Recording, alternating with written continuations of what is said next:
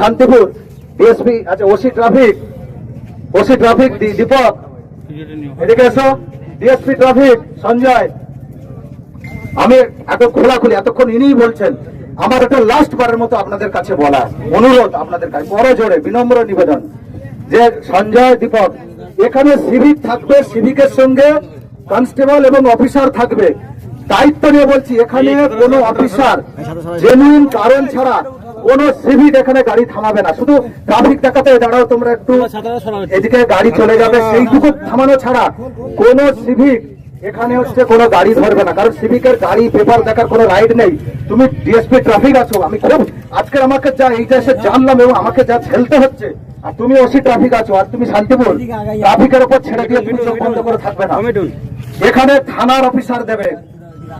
সাধারণত ওসির প্রেজেন্সে যদি বাই চান্স কোনো চেকিং, কারণ অনেক সময় আপনারাই তো বলেন যে এই এত দুরন্ত গতিতে গাড়ি যাচ্ছে, মোটরসাইকেল ধরছে, যে মোটরসাইকেল ধরছে ফাইন দিচ্ছে, এখন স্পট ফাইন, তারা বলে আচ্ছা স্যার ফাইন, স্পট ফাইনে টাকা নেওয়া যাচ্ছে, ভাবছেন যে পুলিশ টাকা নিচ্ছে। জেনুইন বলছি যে অভিযোগ পুরোটাই যে অমূলক তা নয়, যে বদমাশ সব জায়গায় আছে। তো যে পুলিশ যেটা যদি করে থাকে সেটা আমরা সমর্থন করছি, আমি তো করিই না। আমাদের জেলার এখন এই রকম স্ট্র্যাটেজি আছে। তবু বলছি, আমি নাম্বার আপনাদেরকে মাইক্রোফোনেই বলে দিয়েছি, মাইক্রোফোনেই ফের বলছি 9147 লিখে নিন, 9147888324। যদি মনে করেন 9147888324, আগেও দিয়েছি। আমি অ্যাডিশনাল এসপি লালটু হালদার, এখানে আবার এসডিপিও ছিলাম।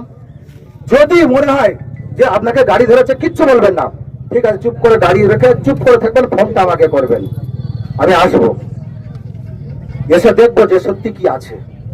যদি হয় আমি দায়িত্ব নেব যে ওই স্পটে আপনাদের সামনেই আপনারা দেখবেন। আর কোন সিভিক এখানে গাড়ি ধরবে না, গাড়ি চেক করারও কোনো অথরিটি সিভিকের নেই। এই সিভিকের জন্য আমাদের সব জায়গায় আমাদের এইরকম শুনতে হচ্ছে।